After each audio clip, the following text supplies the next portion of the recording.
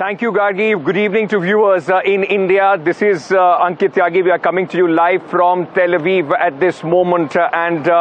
First night where I can tell you that I got some sleep and so did the entire population of Israel. No missile attacks after 12 days, and there has been considerable, at least the ceasefire which seemed fragile. It has held so far almost for 24 hours now. I'm coming to you at this moment from Tel Aviv. This is the promenade just near the beach, and today the city, in fact right from the evening yesterday, is out in full force. Remember, till 8 p.m. yesterday, the Home Front Command had made some restrictions.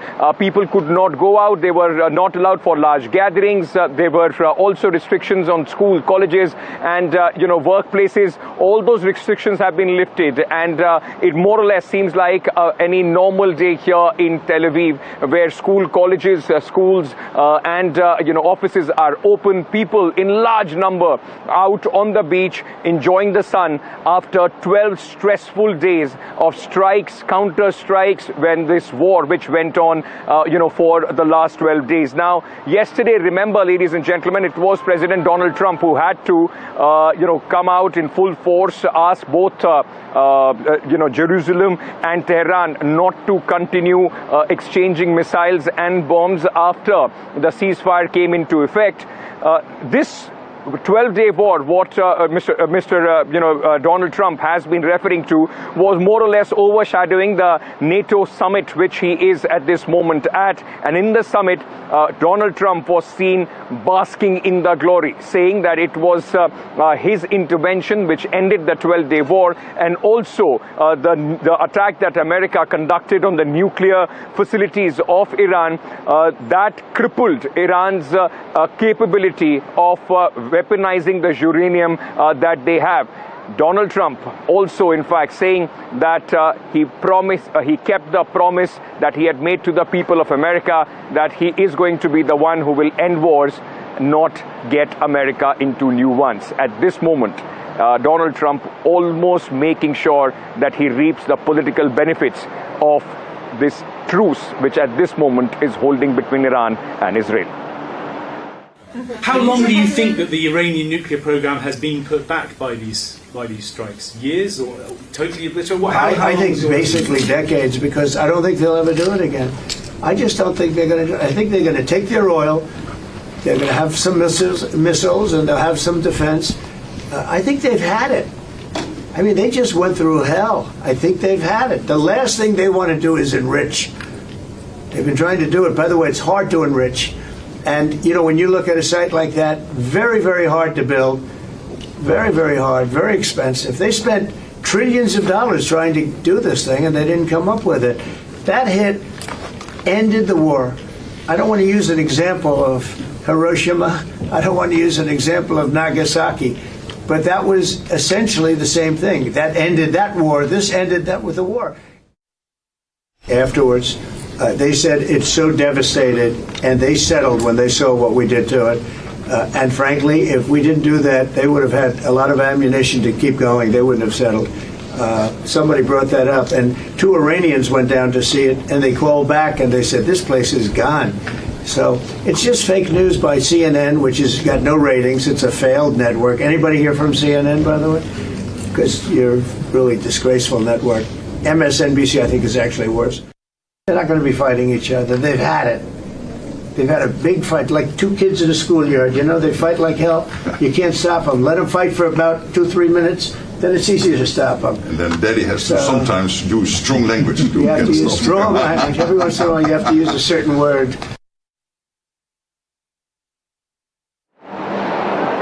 All right, that was Donald Trump, the president of the United States. Amazing the way, a president, a person of his stature, the kind of statement that he made. In fact, yesterday going on to even using some profanities on air while describing the situation which was developing here. Now, but, for Donald Trump, possibly the biggest shot in arm would be a Nobel Peace Prize. And that is something that many would think that he's aiming for as his long-lasting legacy. That Barack Obama was given the Nobel Peace Prize. Why should Donald Trump. At least that is what the Republicans believe. And he has actually been nominated for the 2026 Nobel Peace Prize for brokering a ceasefire deal between Israel and Iran. The nomination was submitted by Republican Congressman Buddy Carter, and he credits Trump with playing an extraordinary historic role in halting a rapidly escalating conflict in the Middle East. In a formal letter to the Norwegian Nobel Committee, Representative Carter wrote President Trump's influence was instrumental in forging a swift agreement that many believed was impossible. The Georgia lawmaker praised Trump's leadership in de-escalating what could have become a full-scale regional war, adding that such a breakthrough demands both courage and clarity.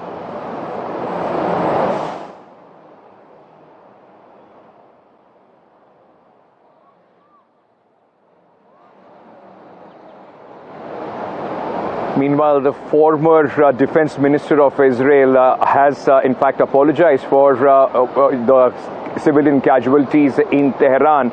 Like I've been noticing here, the focus, of course, both in Israel and Iran has been on the civilian casualties, both accusing each other of conducting strikes on civilian areas. I have been for the last 3 days in Tel Aviv and around the areas which were targeted by the Iranian missiles. Many of them, of course, landing in high-density civilian areas.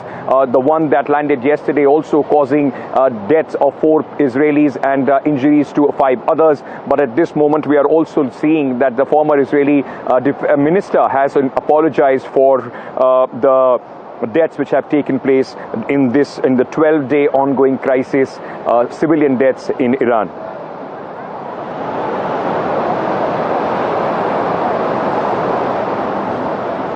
Let me go across at this moment to try and get a sense of what has been achieved and what's the way forward from Israeli point of view. I'm being joined by Lev Eren, Israeli journalist and columnist. Thank you so much, Lev.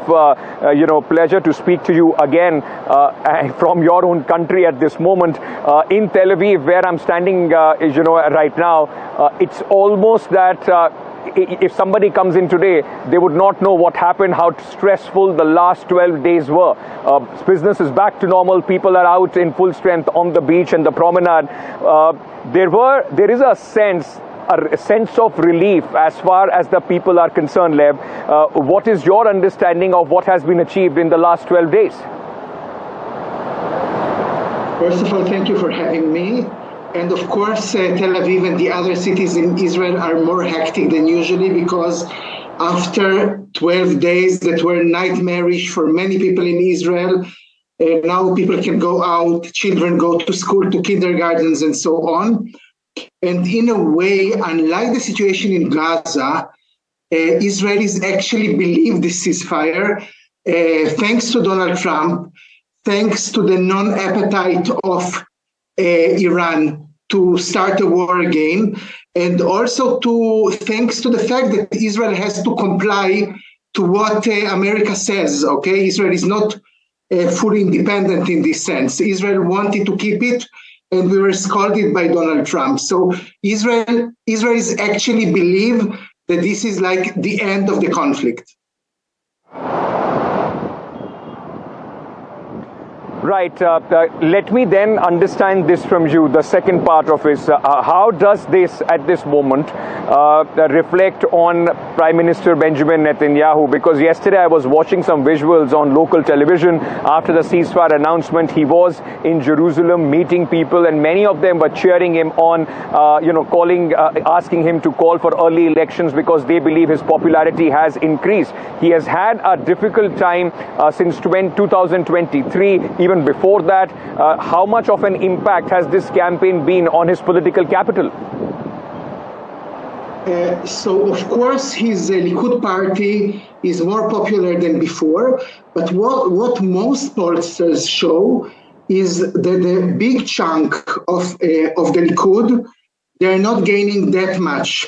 It means that if tomorrow we have elections, still Netanyahu is losing the elections, at least as far as pollsters are concerned. So I'm not sure Netanyahu will decide that the elections will be very soon.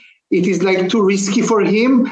And also the ultimatum of Donald Trump was a bit humiliating for Israelis.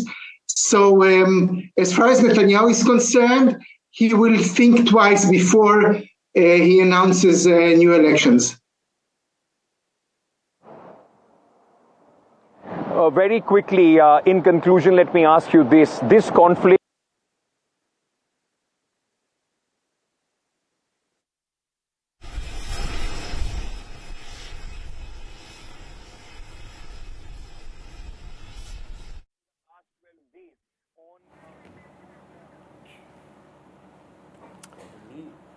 All right, we seem to have lost the line there with my colleague Ankit, who was reporting from Tel Aviv. But let's also talk about what's happening in Iran. And Iran's parliament has voted near unanimously to fast-track a bill that could end cooperation with the IAEA, that's the UN's nuclear watchdog. This follows the fragile ceasefire with Israel. And if successful, this legislation could then severely limit external oversight of Iran's nuclear program.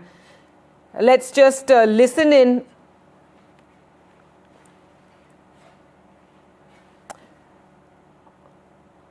And we're joined by Hassan Zaidi, a journalist from Tehran. Thank you so much for joining us here on NDTV. If you could tell us more about this move to limit the access that IAEA has.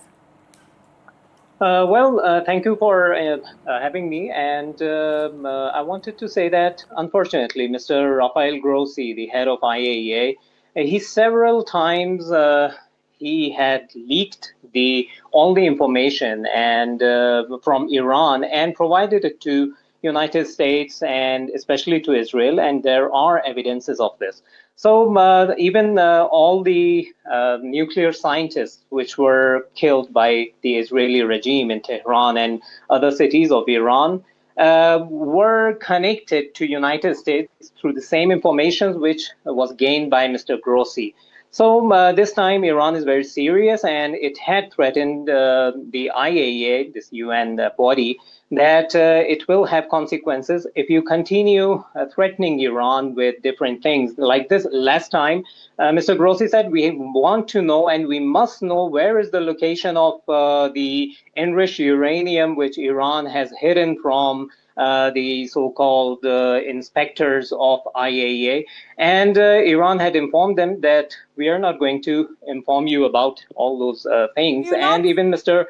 Zaidi, do you not feel this will isolate Iran further? There will be, more of this, sense of distrust when it comes to Iran if you block out the IAEA? Unfortunately, IAEA has given, Iran has always been respectful to the laws, to NPT. It has been a signatory to the NPT, but it has not gained nothing. It had enjoyed all the limits, but enjoyed nothing of the facilities the IAEA had to give to Iran. So they had to consider this and these things. And Iran was furious for the past 2 years, 3 years, when the pressure was building up on Iran. And they said that we're taking action against you, especially the meeting of Board of Governors just a few days before Iran was attacked showed that they don't want to cooperate with Iran, and they are just asking for cooperation from Iranian side. So how can this continue on for a long time? And all the information which was given to the IAEA by Iran, it was provided to the United States, and they wanted to bomb it. Even the foreign minister of Russia, Mr. Lavrov, today he said that all the information had been transferred to the Israelis so they can easily target the Iranian nuclear sites, and they did so. And next time, Iran was sure it was going to happen again, and maybe it could become a disaster, because if they know the location of the enriched uranium, then a havoc could be created across Iran and also across the Western Asia. Now, Hassan Zaidi, it's been, 1 day of this tense calm, after the uneasy truce that has taken place. Donald Trump once again doubling down on his claims of setting back Iran's nuclear program by decades. He said, I'm joined in studio by my science editor, Pallav Bagla, who would also like to pose a question to you. Go ahead, Pallav. Hassan, thank you very much for speaking to us. Two quick points. I have reported IAEA for a long time. I have reported nuclear issues for a very long time. So is Iran planning to walk out of the nuclear non-proliferation treaty? And if it walks out, is Iran wanting to become a renegade state like North Korea? Because North Korea signed the NPT and walked out. And we see what is the development status of North Korea. Is Iran ready to face that consequences? Well, Iran is seeing that the countries which has not signed the this NPT, Non-Proliferation Treaty, are enjoying all the facilities the world is giving to them, while Iran, who is a signatory to this treaty, is having only the limits. Iran this time, Iran's parliament said that tangible guarantees must be given to Iran regarding this issue, that Iran's like all these informations which you know very well, which are given to the IAEA, do not end up in the hands of the Israelis, Iran's enemies, and United States, so they cannot bomb Iran again. So if there are tangible guarantees, then Iran will not leave. But at the time, it has only stopped working with IAEA and decided to do so. And next time, I don't know exactly what will going to happen. And in my opinion, there will be problems in the future if the same thing is going on. But I think this time it will be Iran is playing safe. All right. Well, my colleague Ankit is back with us from Tel Aviv. Ankit, over to you. Well, thank you, Gargi. It was, we lost that connection in between at this moment. But like you were speaking to Mr. Zaidi, I have been speaking to him. This is peculiar about any war where each side hopes at least that they can go back to their domestic audience and give a sense of victory. Of course, yesterday, just before the ceasefire came into effect, we saw the kind of barrage of missiles that came in from Iran hit many residential areas here. But like I was saying, if somebody comes in today, to Tel Aviv, they possibly won't know that, this is the same city which was, let me just show you around, for the last 12 days, suffering, one after another with the massive barrage of missiles. The people are out in full force here on this beach, on the promenade. The restaurants which were shut till yesterday are all open. It's been 12 days that, your advisory was to be near shelter. We also experienced it firsthand when many times, we had to run to the shelter because of the air raid sirens which were going on. And at least at this moment, after 12 days, people are enjoying the sunshine here in Tel Aviv. But with also a question, and I want to show some of these posters to our viewers. These are the people, those who are still hostage in Gaza. And the question that the Israelis are asking at this moment is, one conflict is over, when are all these hostages coming back, and when are the conflict with Gaza, when is it going to end? So that's in fact the mood here in Tel Aviv. But very quickly, like I said, like there is normalcy coming back here in Tel Aviv, celebrations in Iran as well, people celebrating what they believe has been their victory. از شأن ملت ایران به طور تمام قد دفاع کنم. من برای همین امروز اینجا اومدم. دلیل نداشت امروز بیام. فقط اومدم بگم که اون چی که فرماندهی کل قوا میفرمایند ما میگیم اطاعت. هر چی که هست ما حمایت میکنیم. برای حمایت اومدم. All right, that's all the time that we have in this special broadcast, which is coming to you from Tel Aviv.